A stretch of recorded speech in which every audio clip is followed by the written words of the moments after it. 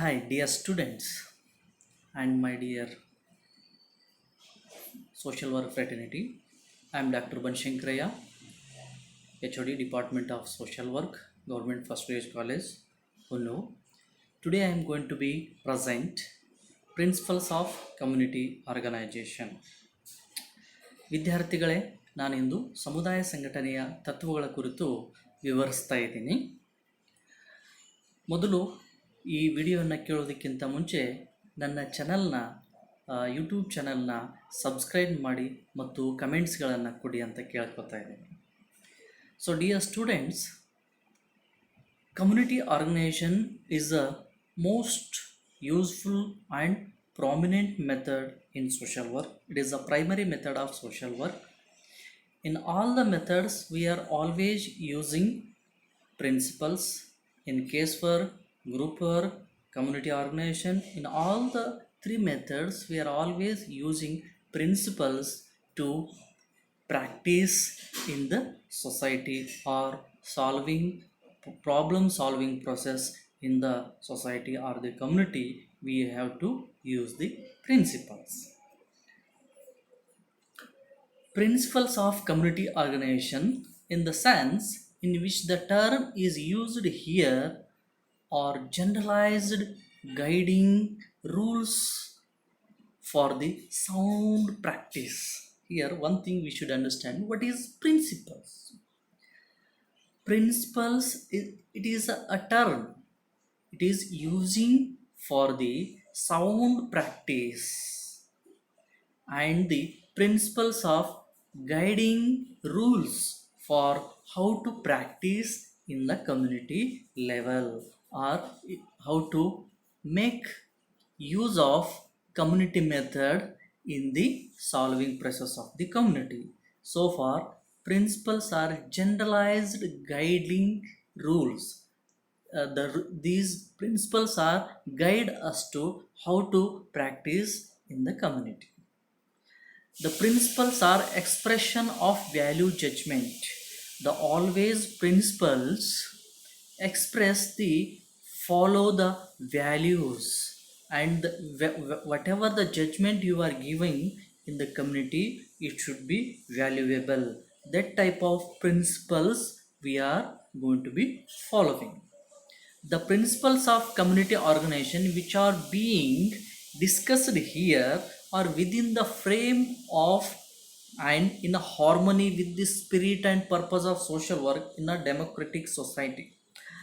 India is a democratic society, and our social work always follow the democratic values.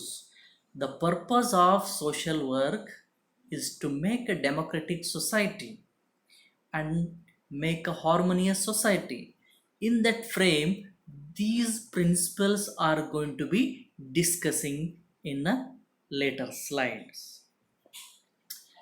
ವಿದ್ಯಾರ್ಥಿಗಳೇ, ಪ್ರಸ್ತಾವನೆಯಲ್ಲಿ ಪೀಠಿಕೆಯಲ್ಲಿ ನಾವೇನು ಅರ್ಥ ಮಾಡ್ಕೊಳ್ಬೇಕಂದ್ರೆ, ಸಮುದಾಯ ಸಂಘಟನೆಯ ತತ್ವಗಳು ಸಮಾಜ ಕಾರ್ಯದಲ್ಲಿ ಬರುವಂತಹ ಪ್ರಮುಖ ವಿಧಾನಗಳಲ್ಲಿ ಸಮುದಾಯ ಸಂಘಟನೆಯು ಒಂದು ತತ್ವ, ಒಂದು ವಿಧಾನ ಆಗಿದೆ.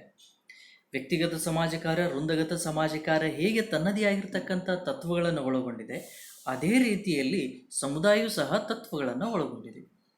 ಹಾಗಾದರೆ ತತ್ವಗಳು ಅಂದರೆ ಏನು? ಸಾಮಾನ್ಯವಾಗಿ ನಾವು ತತ್ವಗಳು ಅನ್ನೋದಕ್ಕೆ ವ್ಯಕ್ತಿಯನ್ನು ಹೋಲಿಕೆ ಮಾಡಿ, ಯಾವುದೇ ಒಬ್ಬ ವ್ಯಕ್ತಿ, ಒಬ್ಬ ಆದರ್ಶ ವ್ಯಕ್ತಿಯನ್ನು ತಗೊಂಡಾಗ ಆ ವ್ಯಕ್ತಿಯ ತತ್ವಾದರ್ಶಗಳನ್ನು ಪಾಲನೆ ಮಾಡಬೇಕು ಅನ್ನುವಂಥ ವಿಚಾರಗಳನ್ನು ನಾವು ಬಳಸ್ತೀವಿ. ಸೊ ಏನು ಆ ತತ್ವಾದರ್ಶಗಳನ್ನು ಅಳವಡಿಸಬೇಕು ಅಂದರೆ, ಅವರು ನಡೆದು ಬಂದ ದಾರಿಯನ್ನು, ಅವರು ಕೈಗೊಂಡಿರ್ತಕ್ಕಂಥ ನಿರ್ಧಾರಗಳನ್ನು ನಾವು ಮಾರ್ಗದರ್ಶನವಾಗಿ ಅಳವಡಿಸಿಕೊಳ್ಳುವಂಥ ಒಂದು ಅರ್ಥದಲ್ಲಿ ನಾವು ಅದನ್ನು ಹೇಳ್ತೀವಿ. ಅದೇ ರೀತಿ ಒಬ್ಬ ಸಮಾಜ ಕಾರ್ಯಕರ್ತನಾಗಿ, ಒಬ್ಬ ಸಮುದಾಯ ಸಂಘಟಕನಾಗಿ ಸಮುದಾಯವನ್ನು ಅಭ್ಯಾಸಿಸುವಾಗ, ಸಮುದಾಯದ ಸಮಸ್ಯೆಗಳನ್ನು ಪರಿಹರಿಸುವ ಸಂದರ್ಭದಲ್ಲಿ ತತ್ವಗಳನ್ನು ಅಳವಡಿಸಿಕೊಂಡು ನಾವು ಅಭ್ಯಾಸಿಸುವುದೇ ಆದಲ್ಲಿ ನಾವು ಒಂದು ಪ್ರಜಾಸತ್ತಾತ್ಮಕವಾದ ನ್ಯಾಯವನ್ನು ಒದಗಿಸಲಿಕ್ಕೆ, ಸಾಮಾಜಿಕ ನ್ಯಾಯವನ್ನು ಒದಗಿಸಲಿಕ್ಕೆ ಮತ್ತು ಒಂದು ಉತ್ತಮ ಸಮುದಾಯ ನಿರ್ಮಾಣ ಮಾಡಲಿಕ್ಕೆ ಈ ತತ್ವಗಳು ನಮಗೆ ಅವಶ್ಯಕವಾಗಿವೆ. ಆ ನಿಟ್ಟಿನಲ್ಲಿ ನಾವು ತತ್ವಗಳನ್ನು ಅಧ್ಯಯನ ಮಾಡಬೇಕಾಗಿದೆ. ಈ ತತ್ವಗಳು ನಮಗೆ, ಇಲ್ಲಿ ತತ್ವ ಅನ್ನೋ ಪದ ಆಲ್ರೆಡಿ ಅರ್ಥ ಹೇಳಿದೆ, ಇದು ಸ್ವಾಸ್ಥ್ಯ ಅಭ್ಯಾಸಕ್ಕಾಗಿ ಸಾಮಾನ್ಯ ಮಾರ್ಗದರ್ಶಿ ನಿಯಮಗಳು.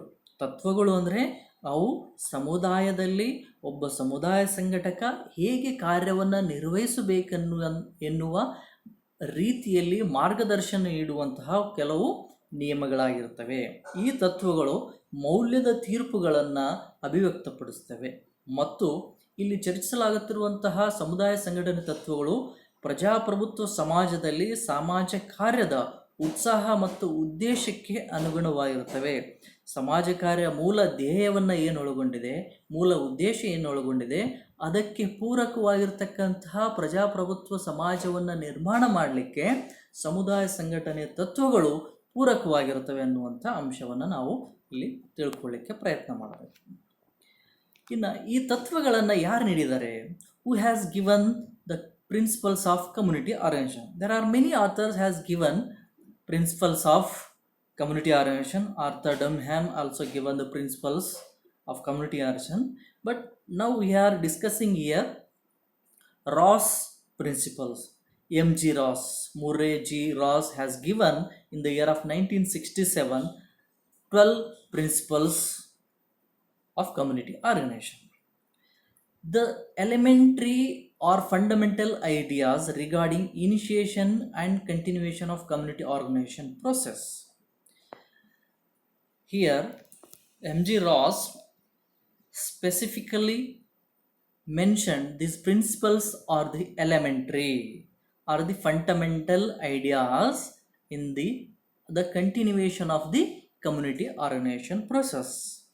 With this process only we are going to be solve the community problems. While you are using you are adopting or approaching the community organization process, these principles we need to be adopt and accept. These principles have been discussed in terms of the nature of the organization or association and the role of the professional worker. Here these all the principles are going to be discussed in terms of which type of organization is there and which type of organization should be there and what is the nature and characteristics of the organization or the association, which nature association if available, or if you create, if you organize that type of association, then only we are going to be achieved in the community organization process. And also not only nature of association, it specifically principle says that what is the role of professional social worker. If you understand the role of professional social worker, then we can easily work in the community organization process. So far here we discussing the principles of community organization. Murray G Ross ಅವರು 1967ರಲ್ಲಿ ಪ್ರಮುಖವಾಗಿರ್ತಕ್ಕಂತಹ ಸಮುದಾಯ ಸಂಘಟನೆ ತತ್ವಗಳನ್ನು ನೀಡಿದ್ದಾರೆ. ಇದೇ ರೀತಿ Arthur ಡಮ್ಹ್ಯಾಮ್ ಕೂಡ ತತ್ವಗಳನ್ನು ನೀಡಿದ್ದಾರೆ. ಆದರೆ ನಾವಿಲ್ಲಿ ಮುರ್ರೆ ಜಿ ರಾಸ್ ಅವರ ಪ್ರಮುಖ ತತ್ವಗಳನ್ನು ಮಾತ್ರ ನಾವಿಲ್ಲಿ ಚರ್ಚೆ ಮಾಡೋಣ. ಸಮುದಾಯ ಸಂಘಟನೆ ಪ್ರಕ್ರಿಯೆ ಪ್ರಾರಂಭ ಮತ್ತು ಮುಂದುವರಿಕೆಗೆ ಸಂಬಂಧಿಸಿದಂತೆ ಪ್ರಾಥಮಿಕ ಅಥವಾ ಮೂಲಭೂತ ವಿಚಾರಗಳೇನಿದ್ದಾವೆ, ಸೊ ಆ ತತ್ವಗಳು ಒಂದು ಸಮುದಾಯದಲ್ಲಿ ಒಂದು ಸಂಸ್ಥೆ ಹೇಗಿರಬೇಕು, ಒಂದು ಸಂಘದ ಸ್ವರೂಪ ಹೇಗಿರಬೇಕು ಅನ್ನುವಂಥದ್ದನ್ನು ಅರ್ಥ ಮಾಡಿಕೊಳ್ಳಿಕ್ಕೆ ಮತ್ತು ಒಬ್ಬ ವೃತ್ತಿಪರ ಸಮಾಜ ಕಾರ್ಯಕರ್ತನ ಪಾತ್ರ ಆ ಸಮುದಾಯದ ಸಮಸ್ಯೆಗಳನ್ನು ಪರಿಹರಿಸುವಲ್ಲಿ, ಆ ಸಮುದಾಯವನ್ನು ಸಂಘಟಿಸುವಲ್ಲಿ, ಆ ಪ್ರಕ್ರಿಯೆಯನ್ನು ಕೈಗೊಳ್ಳುವ ಪ್ರತಿಯೊಂದು ಹಂತದಲ್ಲಿ ಇವನ ಪಾತ್ರ, ಜವಾಬ್ದಾರಿ, ಕರ್ತವ್ಯಗಳು ಏನಾಗಿರಬೇಕು ಎನ್ನುವ ಅಂಶವನ್ನು ಈ ತತ್ವಗಳು ಕುಲಂಕುಷವಾಗಿ ಮಾರ್ಗದರ್ಶನವನ್ನು ನೀಡುತ್ತವೆ ಅನ್ನುವಂಥದ್ದು. ಆ ನಿಟ್ಟಿನಲ್ಲಿ ಈ 12 ತತ್ವಗಳು ಸಮುದಾಯ ಸಂಘಟನೆ M.G. ರಾಸ್ ಅವರು ನೀಡಿರ್ತಕ್ಕಂಥ ತತ್ವಗಳು ಒಂದೊಂದಾಗಿ ನಾನು ಈಗ ನಿಮಗೆ ವಿವರಿಸ್ತಾ ಹೋಗ್ತೀನಿ. The first principle of community organization is A discontent with existing conditions in the community must initiate or nourish development of the association. Whatever the community you have taken, that community should have discontent. If there is a discontent, then only we can initiate or nourish the development of the association. So far, the discontent with the existing condition in the community must initiate. If there is no discontent, the community not going to be initiate or the nourish for the development. If we need the development, there should be discontent. If there is no discontent, the development word could not be come across, or the people are not worried about the development. If they have discontent in the existing condition of the community, then only they take initiation for what type of development we need to be doer. So ಸಮುದಾಯದಲ್ಲಿ ಅಸ್ತಿತ್ವದಲ್ಲಿರುವ ಪರಿಸ್ಥಿತಿಗಳೊಂದಿಗಿನ ಅಸಮಾಧಾನವು ಸಂಘದ ಅಭಿವೃದ್ಧಿಯನ್ನು ಪ್ರಾರಂಭಿಸಬೇಕು ಮತ್ತು ಅಥವಾ ಪೋಷಿಸಬೇಕು ಅನ್ನುವಂಥದ್ದು. ಅಂದರೆ ಯಾವುದೇ ಒಂದು ಸಮುದಾಯ ಅಭಿವೃದ್ಧಿಯನ್ನು ಸಾಧಿಸಬೇಕಂದ್ರೆ, ಅಲ್ಲಿ ಅಭಿವೃದ್ಧಿಯನ್ನು ಪ್ರಾರಂಭಿಸಬೇಕು, ಅಭಿವೃದ್ಧಿಯನ್ನು ಬೆಳವಣಿಗೆ ಮಾಡಬೇಕು, ಪೋಷಿಸಬೇಕು ಅನ್ನೋದಾದರೆ ಆ ಸಮುದಾಯದ ಅಸ್ತಿತ್ವದಲ್ಲಿರುವಂತಹ ಪರಿಸ್ಥಿತಿ ಅಲ್ಲಿ ಅಸಮಾಧಾನ ಇರಬೇಕು. ಅಸಮಾಧಾನ ಅಂದರೆ ಅತೃಪ್ತಿಯನ್ನು ಹೊಂದಿರಬೇಕು. ಆ ಸಮುದಾಯ ಅತೃಪ್ತಿಯಿಂದ ಕೂಡಿದ್ದಾಗ ಮಾತ್ರ ಅಲ್ಲಿ ಅಭಿವೃದ್ಧಿಯ ಪರಿಕಲ್ಪನೆ, ಅಭಿವೃದ್ಧಿಯ ಶಬ್ದ, ಅಭಿವೃದ್ಧಿ ಅನ್ನುವಂತಹ ಒಂದು ಪ್ರಕ್ರಿಯೆ ಆರಂಭ ಆಗಲಿಕ್ಕೆ ಸಾಧ್ಯ ಆಗುತ್ತೆ. ಯಾವುದೇ ಒಬ್ಬ ವ್ಯಕ್ತಿಗೆ ಸಮಸ್ಯೆ ಇದ್ದಾಗ ಮಾತ್ರ ಆ ಸಮಸ್ಯೆಯಿಂದ ಹೇಗೆ ಹೊರಬರಬೇಕು ಅನ್ನುವ ಚಿಂತನೆಗಳು ಕಾಡಲಿಕ್ಕೆ ಪ್ರಾರಂಭ ಆಗುತ್ತೆ. ಅವನಿಗೆ ಯಾವುದೇ ಸಮಸ್ಯೆ ಇಲ್ಲ ಅಂದರೆ ಅವನು ಯಾವುದೇ ರೀತಿಯ ಅಭಿವೃದ್ಧಿಯನ್ನು ಕಾಣಬೇಕು ಅಥವಾ ಒಂದು ಉತ್ತಮವಾಗಿರ್ತಕ್ಕಂಥ ಸ್ಥಾನಮಾನಕ್ಕೆ ಹೋಗಬೇಕನ್ನುವಂಥ ಕಲ್ಪನೆಗಳು ಬರಲಿಕ್ಕೆ ಸಾಧ್ಯ ಇಲ್ಲ. ಅದೇ ರೀತಿಯಲ್ಲಿ ಒಂದು ಸಮುದಾಯ ಅಭಿವೃದ್ಧಿಯನ್ನು ಕಾಣಬೇಕು ಅಂದರೆ ಆ ಸಮುದಾಯದಲ್ಲಿ ಅಸಮಾಧಾನ ವ್ಯಕ್ತ ಇರಬೇಕು, ಅಸಮಾಧಾನಿತವಾಗಿರ್ತಕ್ಕಂತಹ ಒಂದು ಪರಿಸ್ಥಿತಿ ಇರಬೇಕು, ಅಥವಾ ಸಮಸ್ಯೆಗಳಿಂದ ಕೂಡಿರ್ತಕ್ಕಂತಹ ಒಂದು ಸಮುದಾಯವಾಗಿರಬೇಕು. ಆ ಒಂದು ಅಸಮಾಧಾನ, ಅತೃಪ್ತಿಗೆ ಆ ಸಮುದಾಯದ ಅಭಿವೃದ್ಧಿಗೆ ಅಡಿಗಲ್ಲಾಗಿರುತ್ತೆ. ಅದುವೇ ಅದರ ಒಂದು ಪ್ರಾರಂಭ ಆಗಿರುತ್ತೆ. That is the beginning. The discontent is only beginning of the development of the community. That is the first principles as given by the M.G. Ross. Then second principle, discontent must be focused and channeled into organization, planning and action in respect to specific problems.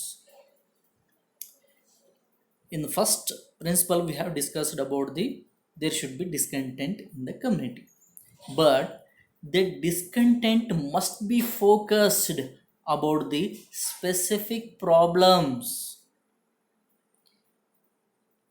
Discontent must and should be focused. After the focusing the discontent, it should be channelized into organization. Only if you have discontent, keep quieting in the community, that not going to be used. That should be channelized into the organizing the whole community. People get together, collaboratively work, collective work should be comes. So far that focus should be going to be channelized into organization. After the organizing the community, that going to be focused on planning towards the development. After the completion of planning in respect to these specific problems, we are going to be need take actions. Action means implementation of the whatever the plans you have made based on the discontent or the specific problems of the community. So ಮೊದಲನೇ ಒಂದು ತತ್ವದಲ್ಲಿ ವಿವರಿಸಿದ ಹಾಗೆ, ಯಾವುದೇ ಒಂದು ಸಮುದಾಯ ಅಭಿವೃದ್ಧಿ ಆಗಬೇಕಂದ್ರೆ ಅಲ್ಲಿ ಸಮಸ್ಯೆಗಳು ಅಥವಾ ಅಸಮಾಧಾನ, ಅತೃಪ್ತಿ ಅನ್ನುವಂಥದ್ದು ಇರಬೇಕು ಅನ್ನುವಂಥದ್ದು. ಆ ಒಂದು ಅಸಮಾಧಾನ ಅಥವಾ ಅತೃಪ್ತಿಯು ನಿರ್ದಿಷ್ಟ ಸಮಸ್ಯೆಗಳಿಗೆ ಸಂಬಂಧಿಸಿದ್ದಾಗಿರಬೇಕು. ಅಂದರೆ ಇದು ಇಡೀ ಸಮುದಾಯದ ಸಮಸ್ಯೆ ಆಗಿರಬೇಕು, ಕೇವಲ ಯಾರೋ ಒಬ್ಬರು ಅಥವಾ ಇಬ್ಬರು ವ್ಯಕ್ತಿಗಳ ಸಮಸ್ಯೆ ಆಗಿರಬಾರ್ದು. ಆ ಒಂದು ನಿರ್ದಿಷ್ಟ ಸಮಸ್ಯೆಗೆ ಸಂಬಂಧಿಸಿದಂತೆ ಸಂಪೂರ್ಣ ಸಮುದಾಯ ಏನಾಗಬೇಕಿಲ್ಲಿ ಸಂಘಟಿತಗೊಳ್ಳಬೇಕು ಆ ಸಮಸ್ಯೆಯ ಪರಿಹಾರಕ್ಕಾಗಿ. ಸಮುದಾಯ ಸಂಘಟನೆ ಅಂದರೆ ಒಗ್ಗೂಡುವಂಥದ್ದು, ಗುಂಪುಗೂಡ್ತಕ್ಕಂಥದ್ದು, ಒಂದು ಸಂಯೋಜನೆಗೊಳ್ತಕ್ಕಂತಹ ಕಾರ್ಯವನ್ನು ಅಲ್ಲಿ ಆಗಬೇಕು. ಸಂಘಟಿತಗೊಂಡ ನಂತರ ಆ ಒಂದು ಸಮುದಾಯ ಆ ನಿರ್ದಿಷ್ಟ ಸಮಸ್ಯೆಗಳಿಗೆ ಸಂಬಂಧಿಸಿದಂತೆ ಒಂದು ಉಪಯುಕ್ತ ಯೋಜನೆಯನ್ನು ಕೂಡ ಅಲ್ಲಿ ರೂಪಿಸಬೇಕಾಗತ್ತೆ. ಯೋಜನೆಯನ್ನು ರೂಪಿಸಿದ ನಂತರ ಅದಕ್ಕೆ ಸಂಬಂಧಿಸಿದಂತೆ ಕ್ರಮಕ್ಕೆ ಅದು ಕೇಂದ್ರೀಕರಿಸಬೇಕು. ಕ್ರಮ ಅಂದರೆ ಇಲ್ಲಿ ಆ್ಯಕ್ಷನ್ ಅಂದರೆ ಆ ಯೋಜನೆಯನ್ನು ಅನುಷ್ಠಾನಗೊಳಿಸುವ ಕ್ರಿಯಾರೂಪಕ್ಕೆ ತರುವಂತಹ ಪ್ರಯತ್ನ ಅಲ್ಲಿ ನಡಿಬೇಕು. ಹಾಗಾಗಿ ಅಸಮಾಧಾನ ಏನಾಗಿರಬೇಕು, ಅತೃಪ್ತಿ ಏನಾಗಿರಬೇಕು, ನಿರ್ದಿಷ್ಟ ಸಮಸ್ಯೆಗಳಿಗೆ ಸಂಬಂಧಿಸಿರಬೇಕು. ಇದು ಸಂಪೂರ್ಣ ಸಮುದಾಯದ ಸಮಸ್ಯೆಯ ಪರಿಹರಿಸುವ ನಿಟ್ಟಿನಲ್ಲಿರಬೇಕು ಮತ್ತು ಅದು ಸಂಘಟನೆಗೆ ಪ್ರವೃತ್ತಿಯನ್ನು ನೀಡಬೇಕು, ಸಂಘಟನೆಗೆ ಮೋಟಿವೇಟ್ ಮಾಡಬೇಕು. ಅದರ ಮುಖಾಂತರ ಯೋಜನೆ ರೂಪಿಸಬೇಕು ಮತ್ತು ಆ ರೂಪಿಸತಕ್ಕ ಯೋಜನೆಯನ್ನು ಕ್ರಿಯೆಯ ರೂಪಕ್ಕೆ ಅದು ಕೇಂದ್ರೀಕರಿಸುವಂಥ ರೀತಿಯಲ್ಲಿರಬೇಕು. Next principle, discontent which initiate or sustain community organization must be widely shared in the community. After the organizing, planning and doing action, that discontent which initiate or sustain the community organization, because that discontent could not be few people's problem. This problem should be initiated by the or sustaining the community organization. This discontent widely shared in the whole community, then only community organization going to be sustained or initiating.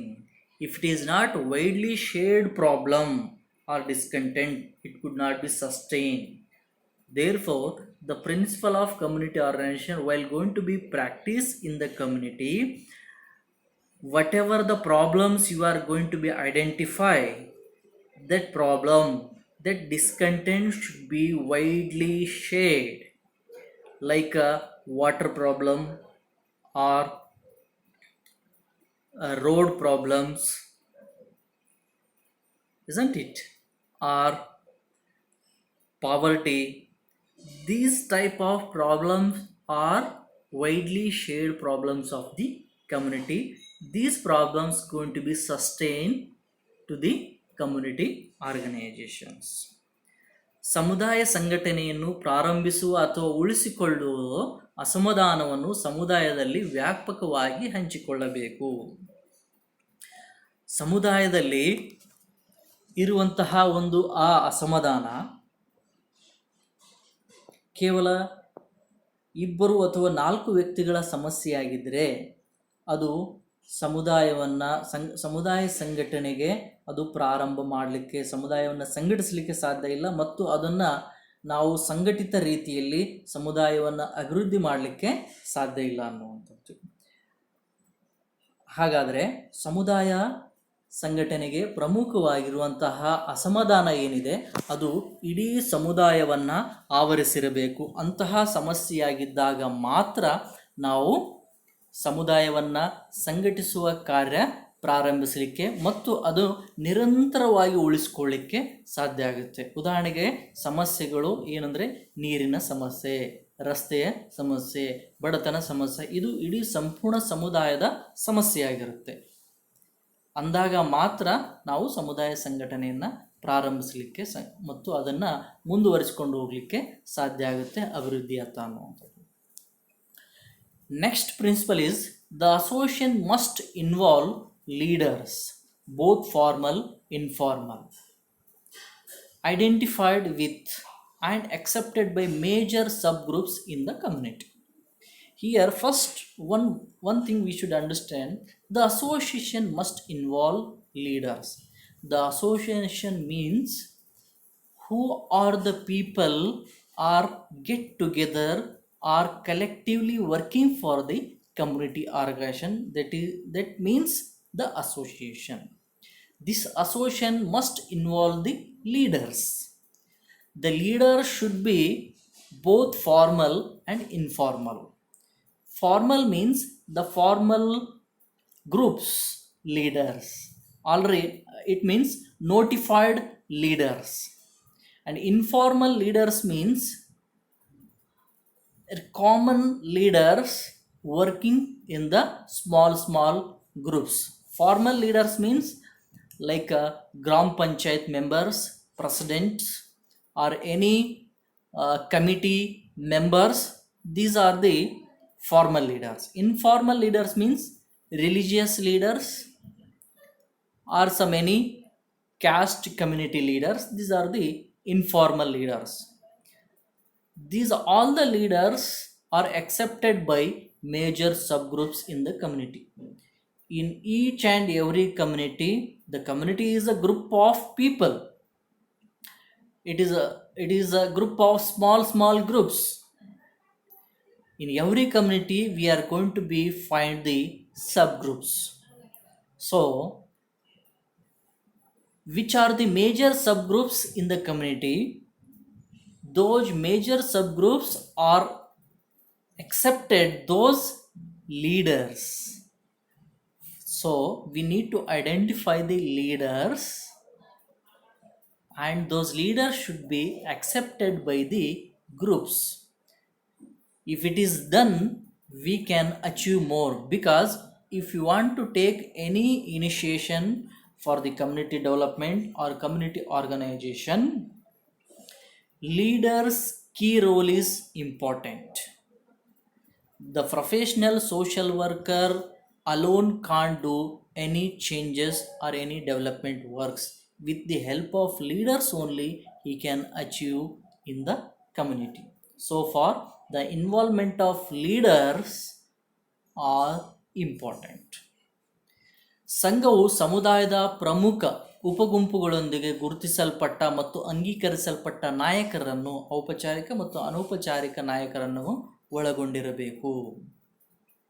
ಸಂಘ ಅಂದರೆ ಇಲ್ಲಿ ನಾವು ಅರ್ಥ ಮಾಡ್ಕೊಳ್ಬೇಕಾಗಿರುವಂಥದ್ದು, ಪ್ರತಿಯೊಂದು ಈ ಸಮುದಾಯ ಸಂಘಟನೆಗೆ ಪ್ರಮುಖವಾಗಿ ಕಾರ್ಯನಿರ್ವಹಿಸುತ್ತಿರುವಂತಹ ಕೆಲವು ಒಮ್ಮನಸ್ಸಿನ ನಾಯಕರ ಒಂದು ಗುಂಪನ್ನು ನಾವಿಲ್ಲಿ ಸಂಘ ಅಂತ ಪರಿಗಣಿಸಿರುವಂಥ ಒಂದು ಅರ್ಥ. ಇಲ್ಲಿ ಪ್ರತಿಯೊಂದು ಸಮುದಾಯದಲ್ಲಿ, ಸಮುದಾಯ ಅಂದರೆ ಚಿಕ್ಕ ಚಿಕ್ಕ ಗುಂಪುಗಳನ್ನು ಒಳಗೊಂಡು ಆಗಿರುವಂಥದ್ದು ಸಮುದಾಯ ಆಗಿರುತ್ತೆ. ಈ ಸಮುದಾಯದಲ್ಲಿ ಅನೇಕ ರೀತಿಯ ಗುಂಪುಗಳಿರ್ತವೆ, ಅದರಲ್ಲಿ ಉಪಗುಂಪುಗಳಿರ್ತವೆ. ಆ ಉಪಗುಂಪುಗಳನ್ನು ನಾವೇನು ಮಾಡಬೇಕಾಗತ್ತೆ? ಗುರುತಿಸಬೇಕು. ಮತ್ತು ಆ ಗುಂಪುಗಳು ಅಂಗೀಕರಿಸಲ್ಪಟ್ಟಿರ್ತಕ್ಕಂಥ ನಾಯಕರನ್ನೂ ಸಹ ನಾವು ಗುರುತಿಸ್ಬೇಕಾಗುತ್ತೆ. ಆ ನಾಯಕರು ಔಪಚಾರಿಕ ನಾಯಕರಾಗಿರ್ಬೋದು ಅಥವಾ ಅನೌಪಚಾರಿಕ ನಾಯಕರಾಗಿರ್ಬೋದು. ಔಪಚಾರಿಕ ನಾಯಕರಂದರೆ ಗ್ರಾಮ ಪಂಚಾಯತ್ ಸದಸ್ಯರು, ತಾಲೂಕ್ ಪಂಚಾಯತ್ ಸದಸ್ಯರು, ಈ ರೀತಿ ಸದಸ್ಯರುಗಳನ್ನು ನಾವು, ಅಥವಾ ಯಾವುದೋ ಒಂದು ಸಮಿತಿಯ ಸದಸ್ಯರು, ಇವರನ್ನು ಔಪಚಾರಿಕ ನಾಯಕರು ಅಂತ ಕರಿತೀವಿ. ಅನೌಪಚಾರಿಕ ನಾಯಕರು ಅಂದರೆ ಯಾವುದೇ ಧಾರ್ಮಿಕ ನಾಯಕರು, ಗ್ರಾಮದ ಮುಖಂಡರು, ಹಿರಿಯರು, ಅವರ ಮಾತುಗಳಿಗೂ ಕೂಡ ಏನಂದರೆ ಭಾಳಷ್ಟು ಮಹತ್ವ ಇರುತ್ತೆ. ಹಾಗಾಗಿ ಸಮುದಾಯ ಸಂಘಟನೆಯ ಪ್ರಕ್ರಿಯೆಯಲ್ಲಿ ಅಥವಾ ಅಭ್ಯಾಸಿಸುವಿಕೆಯಲ್ಲಿ ನಾವು ಅನುಸರಿಸಬೇಕಾದಂತಹ ತತ್ವ ಏನು ಅಂದರೆ, ಆ ಸಮುದಾಯದ ಉಪಗುಂಪುಗಳು ಗುರುತಿಸಲ್ಪಟ್ಟಂತಹ ಮತ್ತು ಅಂಗೀಕರಿಸಲ್ಪಟ್ಟಿರ್ತಕ್ಕಂಥ ನಾಯಕರನ್ನು ಒಳಗೊಂಡಿರಬೇಕು. ಅವರನ್ನು ನಾವು ಗುರುತಿಸಿ ಅವರ ಸಹಾಯವನ್ನು ನಾವು ಸಮುದಾಯ ಸಂಘಟನೆಯಲ್ಲಿ ಉಪಯೋಗಿಸ್ಕೊಳ್ಳಿಕ್ಕೆ ಪ್ರಯತ್ನ ಮಾಡಬೇಕು ಅನ್ನುವಂಥದ್ದು. ನೆಕ್ಸ್ಟ್ ಪ್ರಿನ್ಸಿಪಲ್ ಏನು ಹೇಳುತ್ತೆ ಅಂದರೆ, the association must have goals and methods and procedure of high acceptability. Every association or group should have a goals and methods and procedures of high acceptability. Without the goals and methods, development or organization could not be possible. but the goals, methods, and procedures should be highly acceptable by the community. Whatever the goals, whatever the methods you are going to be adopting, and which procedure you are going to be following, these all highly acceptable by the community. That should be, we should follow in the practice of community organization. This principle should be taken to be mind to high acceptability of the community for achievement or the development.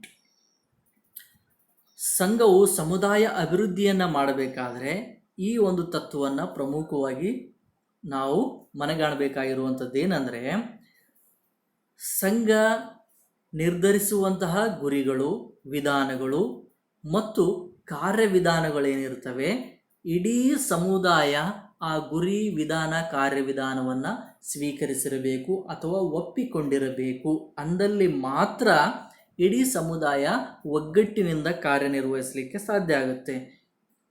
ಆ ಗುರಿ ಅಥವಾ ವಿಧಾನಗಳು ಕೆಲವೊಂದು ಗುಂಪಿಗೆ, ಕೆಲವೊಬ್ಬ ವ್ಯಕ್ತಿಗಳಿಗೆ ಅಸಮಾಧಾನವನ್ನು ತಂದರೆ ಆ ಒಂದು ಅಭಿವೃದ್ಧಿ ಕಾರ್ಯವನ್ನು ಸಂಪೂರ್ಣಗೊಳಿಸಲಿಕ್ಕೆ ಸಾಧ್ಯ ಇಲ್ಲ. ಆ ನಿಟ್ಟಿನಲ್ಲಿ ನಾವೇನು ಮಾಡಬೇಕಾಗುತ್ತೆ, ಗುರಿಗಳು ಮತ್ತು ವಿಧಾನ, ಕಾರ್ಯವಿಧಾನಗಳು ಇಡೀ ಸಮುದಾಯಕ್ಕೆ ಸ್ವೀಕಾರಾರ್ಹ ಅಥವಾ ಒಪ್ಪಿಗೆಯನ್ನು ಹೊಂದಿರಬೇಕು ಅನ್ನುವಂಥದ್ದನ್ನು ನಾವಿಲ್ಲಿ ಅರ್ಥ ಮಾಡ್ಕೊಳ್ಬೇಕು.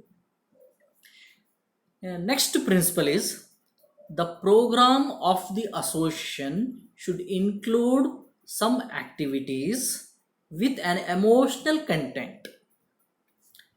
So after the identifying the leader, subgroups, planning and action, all the things, this principle we should need to be followed.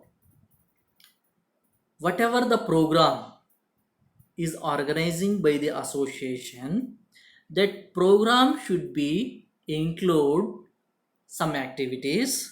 Those activities should have emotional content, because the emotional content only going to be make attachment between the or collaboration or making cooperation or between the community members or community groups.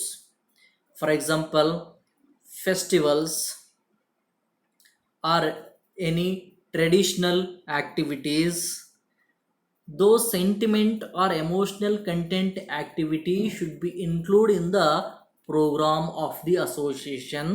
Then the community is going to be strong. Commitment will come in the community development process. So far, the principle of community organization, we should include the emotional content.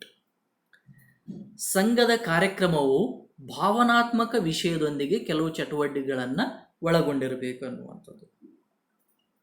ಸಮುದಾಯ ಸಂಘಟನೆಯ ಪ್ರಕ್ರಿಯೆಯಲ್ಲಿ ತೊಡಗೊಂಡಿರ್ತಕ್ಕಂಥ ಸಂಘ ಏನಿದೆ, ತನ್ನ ಕಾರ್ಯಕ್ರಮಗಳಲ್ಲಿ ಭಾವನಾತ್ಮಕ ವಿಷಯಗಳನ್ನು ಒಳಗೊಂಡಿರುವಂತಹ ಚಟುವಟಿಕೆಯನ್ನು ಕೂಡ ಅಳವಡಿಸಿಕೊಂಡಿರಬೇಕು.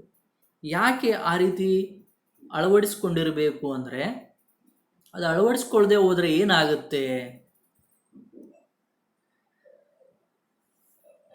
ಇಲ್ಲಿ ಸಮುದಾಯದಲ್ಲಿ ಪ್ರತಿಯೊಬ್ಬ ಜನರು ಭಾವನಾತ್ಮಕ ಜೀವಿಗಳಾಗಿರ್ತಾರೆ.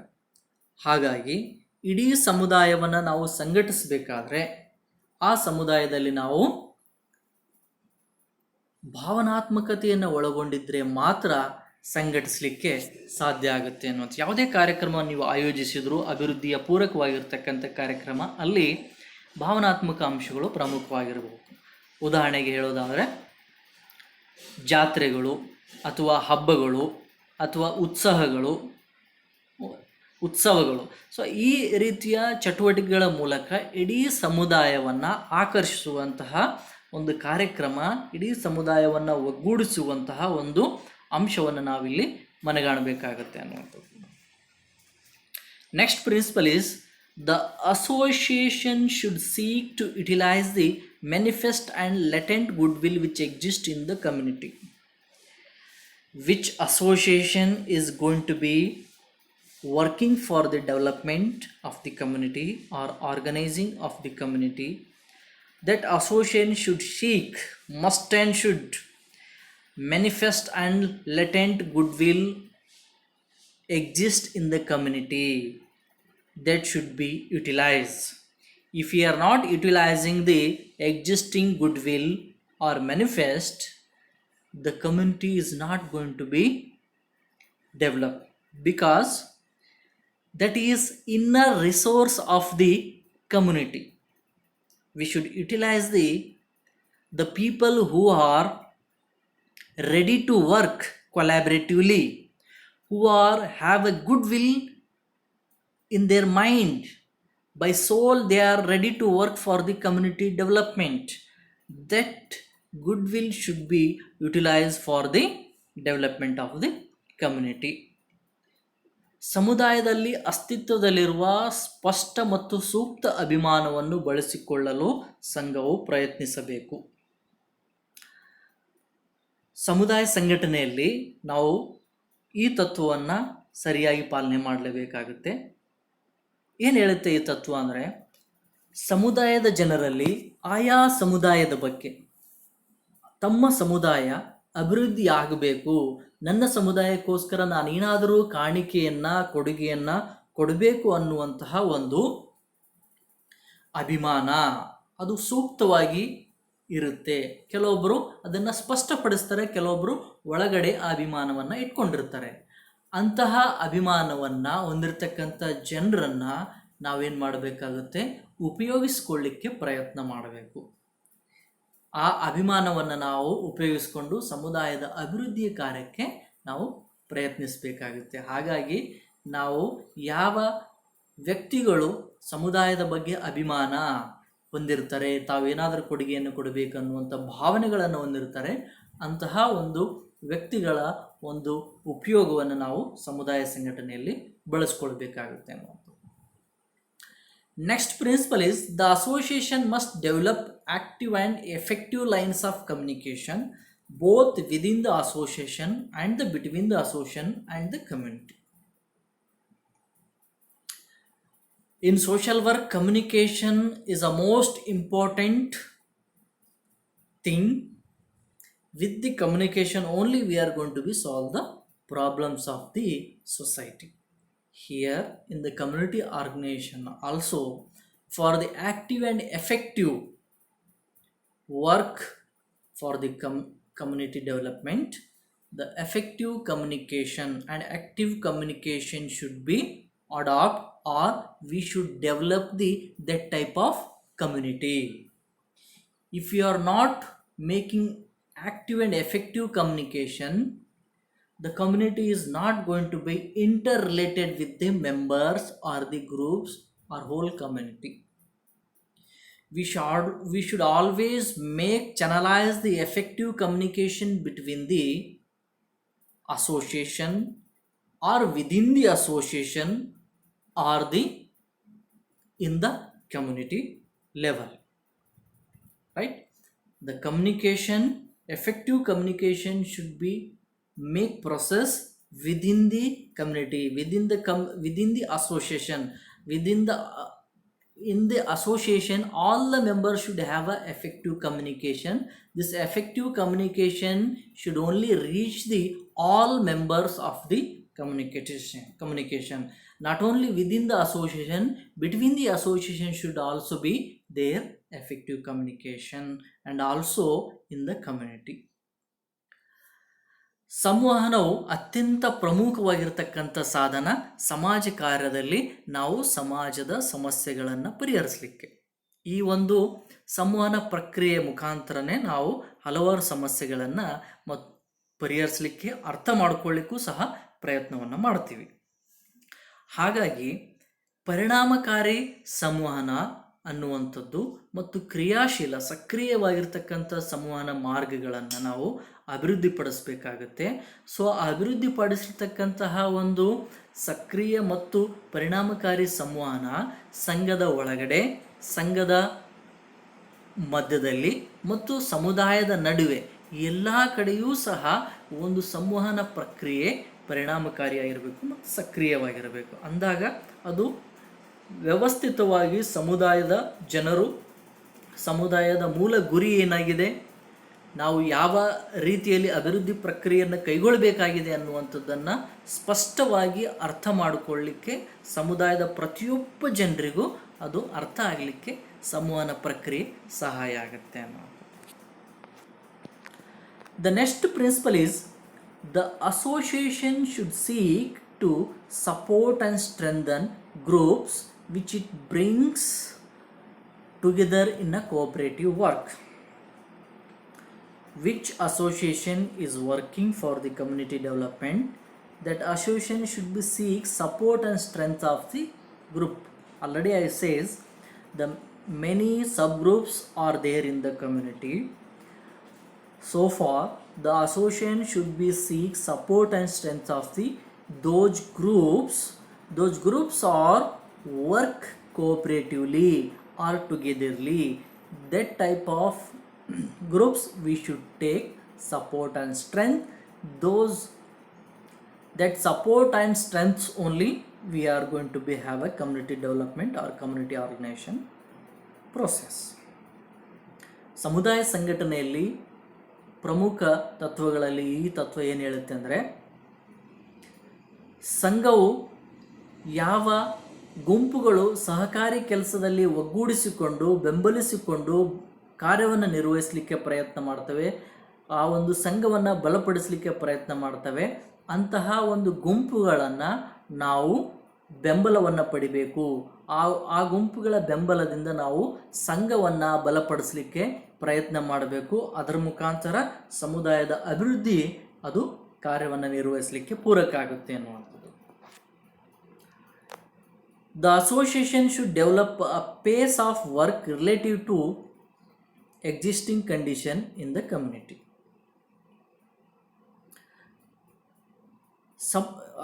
The association should develop the pace of work in relating to the existing condition in the community. Pace of work means the work should be developed as speedy, and you should make use of existing condition. Whatever the work you are going to be developing, that should be related to the existing condition in the community. Unrelated work should not be process in the community development. So far, association should keep in mind, develop a pace of work that should be related to the existing condition. ಸಮುದಾಯವು ಅಸ್ತಿತ್ವದಲ್ಲಿರುವ ಪರಿಸ್ಥಿತಿಗಳಿಗೆ ಹೋಲಿಸಿದರೆ ಸಂಘವು ಕೆಲಸದ ವೇಗವನ್ನು ಅಭಿವೃದ್ಧಿಪಡಿಸಬೇಕು. ಅಂದರೆ ಸಮುದಾಯದಲ್ಲಿ ಅಸ್ತಿತ್ವದಲ್ಲಿರ್ತಕ್ಕಂಥ ಪರಿಸ್ಥಿತಿಯನ್ನು ಗಮನದಲ್ಲಿ ಇಟ್ಕೊಂಡು ಅದಕ್ಕೆ ಹೋಲಿಕೆಯಾಗುವಂತಹ ಕೆಲಸದ ವೇಗವನ್ನು ಅಥವಾ ಕೆಲಸದ ಪ್ರಕ್ರಿಯೆಯನ್ನು, ಕಾರ್ಯಕ್ರಮದ ಕಾರ್ಯವಿಧಾನಗಳ ಪ್ರಕ್ರಿಯೆಯನ್ನು ನಾವು ಕೈಗೊಳ್ಳಬೇಕಾಗುತ್ತೆ, ಅಭಿವೃದ್ಧಿಪಡಿಸಬೇಕಾಗುತ್ತೆ. ಅದಕ್ಕೆ ಸಂಬಂಧವಿಲ್ಲದಂತಹ ಕಾರ್ಯಕ್ರಮಗಳನ್ನು ಅಥವಾ ಕಾರ್ಯಗಳನ್ನು ನಾವು ಕೈಗೊಂಡದ್ದೇ ಆದಲ್ಲಿ ಅದು ತನ್ನ ಹಾದಿಯನ್ನು ಅಥವಾ ದಾರಿಯನ್ನು ತಪ್ಪಲಿಕ್ಕೆ ಸಾಧ್ಯ ಆಗುತ್ತೆ. ಆದ್ದರಿಂದ ನಾವೇನು ಮಾಡಬೇಕಾಗತ್ತೆ, ಸಮುದಾಯದಲ್ಲಿ ಅಸ್ತಿತ್ವದಲ್ಲಿರ್ತಕ್ಕಂಥ ಪರಿಸ್ಥಿತಿ ಏನಿದೆ, ಅಸಮಾಧಾನ ಏನಿದೆ, ಸಮಸ್ಯೆ ಏನಿದೆ ಅನ್ನುವಂಥದ್ದನ್ನು ಸ್ಪಷ್ಟವಾಗಿ ಅರ್ಥ ಮಾಡಿಕೊಂಡು ಅದಕ್ಕೆ ಸಂಬಂಧಿಸಿದಂತೆ ಅದಕ್ಕೆ ಹೋಲಿಕೆಯಾಗುವಂತಹ ಕೆಲಸಗಳನ್ನು ಮಾತ್ರ ನಾವು ಅಭಿವೃದ್ಧಿಪಡಿಸಲಿಕ್ಕೆ ಪ್ರಯತ್ನ ಮಾಡಬೇಕು. The association should seek to develop effective leaders. I already said in the previous principle, we should identify the leaders. Here, identify leaders, we should make them to effective leaders. Leadership is most important. Without leader, we could not achieve any work. Leader is a most key person in the community or any work. Like a cricket team, there should be a leader. Football team, there should be a leader. ship there should be a leader, or leader means the driver is the leader. If he is not effective, we could not achieve any our achievement successfully. Therefore, for the community organization, the association should be seek to develop, it need to be develop effective leaders in the community. Already ನಾವು ಈ ತತ್ವಗಳ ಒಂದು ವಿವರಣೆಯಲ್ಲಿ ನಾನು ಹೇಳಿದೆ, ನಾಯಕರುಗಳನ್ನು ಗುರುತಿಸಬೇಕು, ಪರಿಣಾಮಕಾರಿ ನಾಯಕರುಗಳನ್ನು ಅನ್ನುವಂಥದ್ದು. ಸೊ ಇಲ್ಲಿ ನಾಯಕರುಗಳಿರ್ತಾರೆ, ಆದರೆ ಅವರು ಪರಿಣಾಮಕಾರಿಯಾಗಿರ್ತಕ್ಕಂಥ ನಾಯಕರುಗಳಾಗಿರೋರಲ್ಲ. ಅಂಥ ಸಮುದಾಯದಲ್ಲಿರ್ತಕ್ಕಂಥ ನಾಯಕರುಗಳನ್ನು ಗುರುತಿಸಿ ಆದಮೇಲೆ ಅವರು ಒಬ್ಬ ಪರಿಣಾಮಕಾರಿ ನಾಯಕನನ್ನಾಗಿ ಬದಲಾಯಿಸುವಂತಹ, ಅಭಿವೃದ್ಧಿಪಡಿಸುವಂತಹ ಪ್ರಯತ್ನವನ್ನು ಸಂಘ ಕೈಗೊಳ್ಳಬೇಕಾಗುತ್ತೆ. ಕೇವಲ ಹೆಸರಿಗೆ ಮಾತ್ರ ನಾಯಕರಾಗಿದ್ದರೆ ಉಪಯೋಗ ಆಗುವುದಿಲ್ಲ. ಅವರು ಒಬ್ಬ ಪರಿಣಾಮಕಾರಿ ನಾಯಕನಾಗಿರಬೇಕು. ಯಾವುದೇ ಸಂದರ್ಭದಲ್ಲಿ ಸಮುದಾಯದ ಜನರನ್ನು ಒಗ್ಗೂಡಿಸುವಂತಹ ಮತ್ತು ಸಹಯೋಗದಿಂದ ಅವರು ಕಾರ್ಯದಲ್ಲಿ ಕೈಗೂಡತಕ್ಕಂತಹ ಒಂದು ಪ್ರೇರಣೆಯನ್ನು ನೀಡುವ ನಾಯಕನನ್ನಾಗಿ ನಾವು ಅಭಿವೃದ್ಧಿಪಡಿಸುವುದು ಪ್ರಮುಖವಾಗಿರುತ್ತದೆ. ಹಾಗಾಗಿ ನಾಯಕನ ಪಾತ್ರ ಇಲ್ಲಿ ಪ್ರಮುಖವಾಗಿರ್ತದೆ. ಏನಂತಾರೆ, ಚಾಲಕನಿಲ್ಲದ ವಾಹನ, ನಾವಿಕನಿಲ್ಲದ ದೋಣಿ ಹೇಗೆ ದಡವನ್ನು ತಲುಪಲು ಸಾಧ್ಯವಿಲ್ಲ, ಹಾಗೆ ನಾಯಕನಿಲ್ಲದೆ ನಾವು ಯಾವುದೇ ಕಾರ್ಯವನ್ನು ಪೂರ್ಣಗೊಳಿಸಲಿಕ್ಕೆ ಸಾಧ್ಯ ಇಲ್ಲ.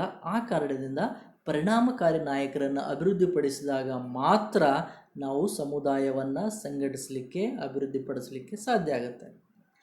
And the last but not least, the principle is the association must develop strength, stability and prestige in the community.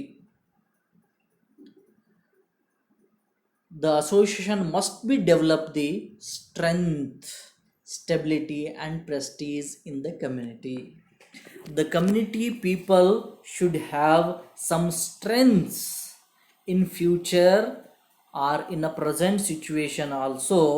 They should have some strengths. They should have developed some strengths. Whatever the weakness the community have or exist in the community, those weakness we should convert into be strengths. That strength is going to be stability in future also, and also be the community should live a prestigious life.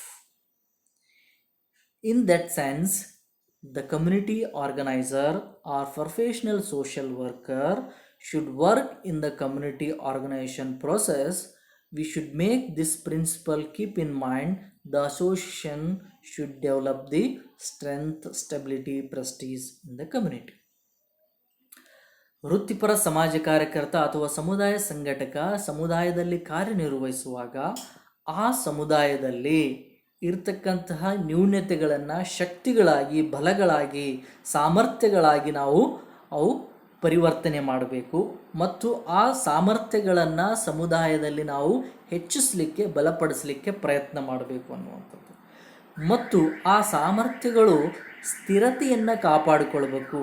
ಕೇವಲ ಸಮುದಾಯ ಸಂಘಟಕ ಆ ಸಮುದಾಯದಲ್ಲಿ ಇರುವವರಿಗೆ ಮಾತ್ರ ಆ ಒಂದು ಸಾಮರ್ಥ್ಯಗಳು ಕಾರ್ಯನಿರ್ವಹಿಸಬೇಕು, ನಂತರ ಇಲ್ಲ ಅನ್ನುವಂಥದ್ದಲ್ಲ.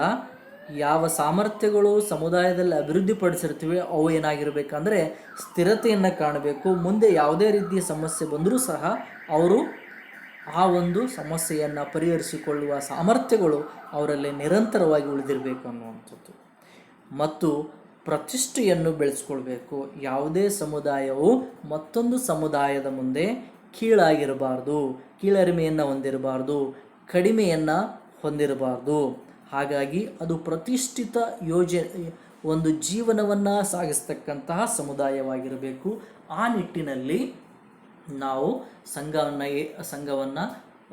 ಆ ಸಂಘವು ಸಮುದಾಯದಲ್ಲಿ ಶಕ್ತಿ ಬೆಳೆಸ್ತಕ್ಕಂಥ, ಬಲಪಡಿಸ್ತಕ್ಕಂಥ, ಸ್ಥಿರತೆ ಮತ್ತು ಪ್ರತಿಷ್ಠೆಯನ್ನು ಬೆಳೆಸ್ತಕ್ಕಂಥ ಕಾರ್ಯವನ್ನು ನಿರ್ವಹಿಸಬೇಕಾಗುತ್ತೆ ಅನ್ನುವಂಥದ್ದು. So these are the community organization principles. So while working with the community organization process. These all the principles we should keep in our mind, and we should accept these all the principles. We should adopt these all the principles for development of the community. ಈ ರೀತಿಯಾಗಿ ನಾವು ಈ ಎಲ್ಲ ತತ್ವಗಳನ್ನು ಅರ್ಥೈಸಿಕೊಂಡು ಸಮುದಾಯವನ್ನು ಅಭ್ಯಾಸಿಸುವಾಗ, ಸಮುದಾಯ ಸಂಘಟಿಸುವಾಗ, ಸಮುದಾಯವನ್ನು ಅಭಿವೃದ್ಧಿಪಡಿಸುವಾಗ ಇವುಗಳನ್ನು ನಾವು ಅಳವಡಿಸಿಕೊಂಡು ಕಾರ್ಯನಿರ್ವಹಿಸಿದರೆ ಮಾತ್ರ ಒಂದು ಪ್ರಜಾಸತ್ತಾತ್ಮಕ ಮೌಲ್ಯಗಳನ್ನು ಕಾಪಾಡಲಿಕ್ಕೆ ಸಾಧ್ಯ ಆಗುತ್ತೆ, ಸಾಮಾಜಿಕ ನ್ಯಾಯವನ್ನು ಕಾಪಾಡಲಿಕ್ಕೆ ಸಾಧ್ಯ ಆಗುತ್ತೆ, ಮತ್ತು ಸಮುದಾಯವನ್ನು ಅಭಿವೃದ್ಧಿಪಡಿಸಲಿಕ್ಕೆ ಸಾಧ್ಯ ಆಗುತ್ತೆ. ಈ ಎಲ್ಲ ಒಂದು ತತ್ವಗಳು ಒಬ್ಬ ವೃತ್ತಿಪರ ಸಮಾಜ ಕಾರ್ಯಕರ್ತನಿಗೆ, ಸಮುದಾಯ ಸಂಘಟಕನಿಗೆ ಮಾರ್ಗದರ್ಶನವನ್ನು ನೀಡ್ತಾ ಇದ್ದಾವೆ. ಯಾವ ರೀತಿಯಲ್ಲಿ ನಾವು ಸಮುದಾಯವನ್ನು ಸಂಘಟಿಸಬೇಕು ಅನ್ನುವಂಥದ್ದು. ಆದ್ದರಿಂದ ಈ ಎಲ್ಲ ತತ್ವಗಳನ್ನು ಮನಗೊಂಡು ನಾವು ಸಮುದಾಯವನ್ನು ಸಂಘಟಿಸಲಿಕ್ಕೆ ಪ್ರಯತ್ನ ಮಾಡಬೇಕು. ವಿದ್ಯಾರ್ಥಿಗಳೇ, ಇದೇ ರೀತಿ ಇನ್ನೂ ಹೆಚ್ಚಿನ ಸಮಾಜ ಕಾರ್ಯದ ಶಿಕ್ಷಣ ಕುರಿತಾಗಿರ್ತಕ್ಕಂಥ ಮಾಹಿತಿ ಮತ್ತು ಅಭ್ಯಾಸಕ್ಕಾಗಿ ನನ್ನ ಚಾನಲ್ನ ಸಬ್ಸ್ಕ್ರೈಬ್ ಮಾಡಲು ಬೆಲ್ ಬಟನನ್ನು ಕ್ಲಿಕ್ ಮಾಡಿ. ಧನ್ಯವಾದಗಳು.